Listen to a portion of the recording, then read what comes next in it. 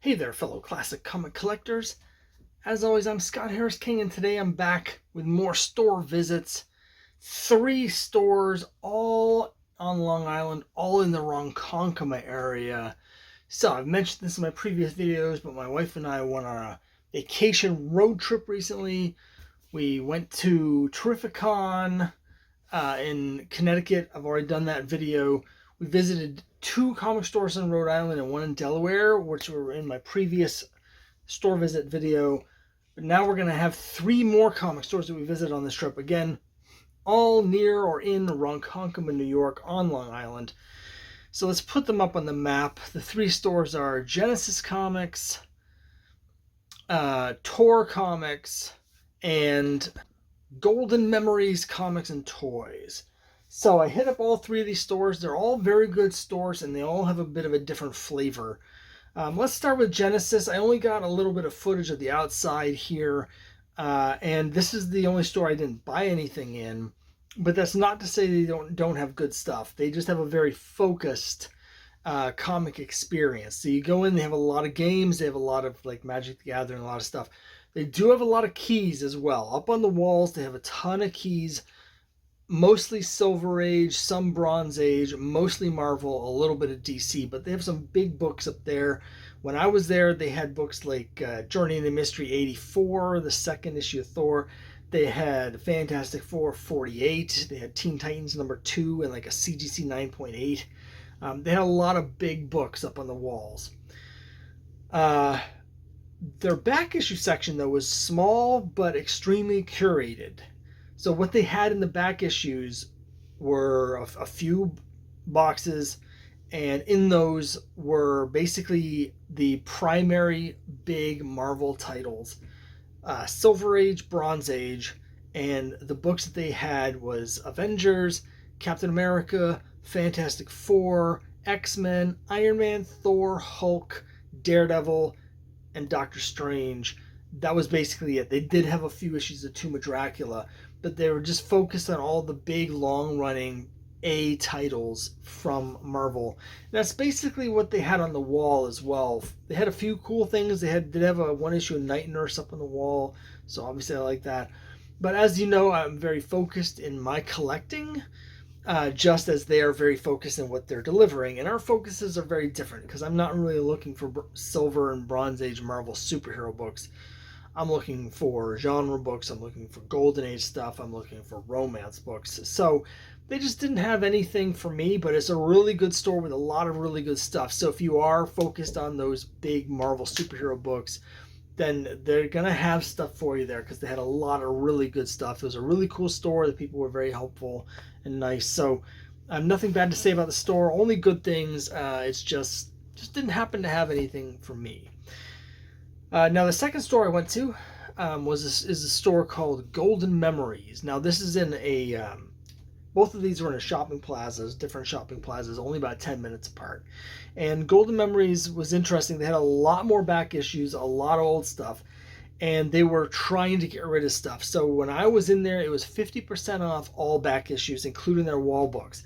In fact, they had all of these signs up on the wall advertising wall books that were no longer there because they had already been sold at half off. So there's only a few of those books left.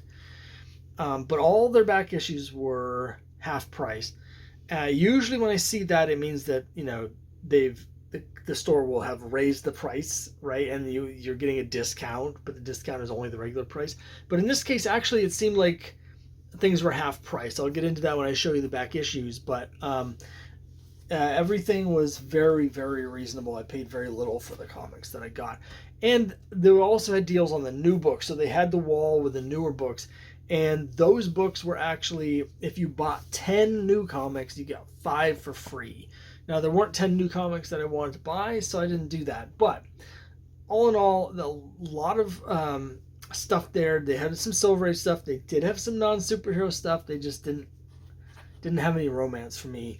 But they did have other genres. They had Dells, they had Charltons, they had war books. So good selection again, good prices. Now what I bought was not what I was intending to collect on this. but I mentioned in a previous video, I happen to have the book right here. When I was dollar bin diving at Terrificon, I got this because I thought, well, these are popular, the frame covers, and so maybe I'll start getting these out of dollar bins and put a lot together for my trading challenge. But then I got nostalgic for myself because I was 13 when these came out. I had only been collecting comics for under 2 years, or about 2 years. So they were right in that developmental, like, prime nostalgia for me. So I decided to start buying them myself. So it's the difficult issues to get are the ones from the Star Comics line. So things like Ewoks and Care Bears and Heathcliff and Masters of the Universe, those Muppet Babies, those are the hard ones. I didn't find any of those at any of the stores I was at. But the mainstream superhero ones are actually easy to get, and none of them are very expensive. So I did buy some of those, and again, they're all half off. So I should say I already own a few from just because I collect different things. So I already have Avengers, I have Thor, I have Captain America, and I have New Mutants. I might have one other one, but I picked up a few here. These are all books that I had when I bought as a kid because I was buying just about everything from Marvel as a kid. But I haven't had them for a long time. So it's X Factor number 10, Cyclops by Simonson. Again, it's priced at $6. It was half price, so I only paid $3 for that. West Coast Avengers 14, Hawkeye. Not sure who it's by. It's not signed. I think Al Milgrom was the artist at the time. It doesn't look that much like Milgrom to me, but it might be. Again, priced at $5, but it was half off, so it's $2.50. And then Fantastic Four 296, which is the 25th anniversary issue, not just 25 years of Marvel, but 25 years of Fantastic Four. So this is the November 1986 cover date. This is a double-sized issue. It's priced at $8. I paid $4 for it. Again, unsigned Byrne. This was his last issue on the run. It doesn't look like Byrne to me, though. It actually looks more like Barry Windsor Smith, almost with the inking style. But I'm not really sure who drew it. You can see what I mean with the inking style there. It does not look like Byrne at all. Also, one of the more disappointing covers of the run, which reminds me, I do have another issue, another one of frames, because I have the complete run of Conan. So I have Conan the Barbarian. That cover I don't like at all either. So like of the frame covers, this is one of the worst. But so I picked up those three. So now by my count, I think I have nine of them. So I've already got quite a few of them. I picked up one other back issue here. It's a quite nice copy of X-Men 184. First appearance of Forge. I already have several copies of this, but I always keep an eye out for it if I can find it cheap. They had 2 copies. The other one was the same price, but had some damage on it. But this one was quite nice. Priced at $10. I paid $5. I've been paying $10 for these at a lot of stores. So again, these don't seem to have been priced up because of the sale. They're legitimately trying to sell things. And this is quite a nice copy. It's got just a tiny bit of a pull at the top staple, but it's really nice. And the other thing is I did get one new issue off the stands. I've seen this around, but not in person, just online. It's a comic called Santos Sisters. It's done in the classic Archie style, but it's very much sort of a tongue-in-cheek, humorous, like satire. And I really enjoyed it. So I'm going to be adding this to my pull list. I think issue 5 of this is supposed to be coming out a little late next week for me, but by the time you see this video, it should already be out. So I'm going to try and track down those and put this on my pull list because I really enjoyed it quite a bit. It's right in my wheelhouse, you know. So that was a really good store. There was other stuff I considered buying, but I ended up just settling with these. And then I drove down another 10 minutes or so down to Tor Comics. Again, they're all right around Ronkonkoma. So Genesis is in the middle, and from there, it's like a triangle between them. And there's a bunch of other comic stores in the area. There was actually a couple others that I almost went to that were, again, maybe 15 minutes away, but I kind of got burnt out a little bit. The video I got of the outside is super confusing, and I was absolutely confused because when I drove up, it didn't have a sign for a comic store. It said that it was for someone whose first name was Tor, but they were a lawyer, and it was for a law office. So on one side of the building, they have the sign saying it's a law office, and on the other side, which I didn't get video of, it says it's a comic book store. So I don't know if there's a secret law office in the back, but the guy that ran it didn't seem like a lawyer. This is a classic old school hole in the wall comic book store that people of my age will remember from the 70s and 80s.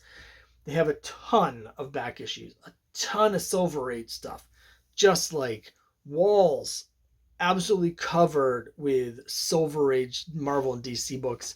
They had war books, they had horror books, they had all sorts of stuff there. I didn't end up buying too much because I did find a couple romance comics there that were cheap. They just weren't ones that I needed. And they had a couple issues of Archie that I did need, but they were a little bit more than I wanted to pay. So I didn't get much, but I did get something cool. Now, the Barbie movie is still number one at the time that I'm recording this. And so they had out, the guy said someone working for him had just brought up from the basement a box of old unsold store stock issues of Barbie from when the series first began at Marvel in the early 90s. Now, these were never bagged or boarded, so they do have some discoloration and some bending because they were just, it wasn't a full box, so they all got a little bit floppy. But otherwise, unsold, very, very nice copies of some issues of a whole bunch of issues of Barbie, but mostly just from the first year. So they had multiple copies. They must have had 15 copies of Barbie #2 and multiple copies of all the issues they had in there up till about issue 13. And then they had a handful of books after that, but only a few. A lot of them I already had, but I did get a couple that I didn't have. So here's Barbie #9. Now, the guy, when I asked the price, he said $3 each, but then when he went to ring me up, I was asking more about the Barbies. He said I could have them for $2 each, and he wanted me to take as many as I wanted. So like, this is structurally, it's nice. It's got a bit of a bend, a couple dings, but it also has like this discoloration here. And a lot of the books are like this. So I think a lot of these are sort of like mid-grade, just because they weren't stored properly, even though they've, never been opened. Barbie Fashion #3. This is a June Brigman cover. A lot of the covers are very graphic with the design. I really like this. So if you look closely, you can see that, her shirt has the hearts, but like the color, there's no lines, right? Even on her skirt, there's no, lines. It's just defined by the color. So I really like this sort of graphic design. And then a book that I've mentioned and shown before, because it's probably the most valuable of the Barbie issues, is Barbie Fashion 13. Now this has an Amanda Connor cover that is a swipe of Showcase 79, the first appearance of Dolphin. And it's really hard on eBay with Barbie because people put them up not knowing they're worth anything. So when you look at the sold values, they can be all over the place. But I've seen these sell as high as 30. I mean, I think 15 to 20 is a very reasonable price for these. Again, this is like has a little bit of a spine bend and roll because it wasn't stored properly. But it's nice. I had two copies of this already, but definitely both much lower grade. But they actually had several of these, so I ended up buying all of them for $2 each. I got a whole stack of unread old stock Barbie Fashion 13s, and they're all basically mid-grade. They have some wrinkles. They have a little bit of bending, just because they were never bagged and boarded. But I'll probably put those up on eBay. Unfortunately, they were $2 each, not $1 each, so I can't include these in my dollar bin challenge. But I do have, I think I already have a Barbie Fashion 13 that I did pay $1 for. That's waiting for the right time to go into the challenge. So these will probably, I'll probably keep the nicest one for myself, and then I'll put all the rest of these up on eBay one at a time, and probably just try and get like $15 each to pay for them. But it was really cool. I get to upgrade the 13. I got, again, this cool cover, and I love amusement parks. So I love the amusement park cover. There's no story, and this is the only one of these that I've actually read so far. There's no story that corresponds to this cover. There's another, Barbie number 50 also has an amusement park cover, but it's a Disney World, and that has the whole issue is a giant story about Barbie going to Disney World. This doesn't really have an amusement park angle inside, but I love the cover, so that was cool. So there you have it. 3 very different comic stores that are all excellent in their own way. A lot of big keys at Genesis. Great deals at just blanked on the name of the second one. Anyway, great deals there. And then in the third place, Tor, huge inventory, huge, like, massive array of different old comics. So they had a lot there. So and they're all very close together. So if you're out in Ronkonkoma or in Long Island, there's a lot of other comic stores on Long Island too.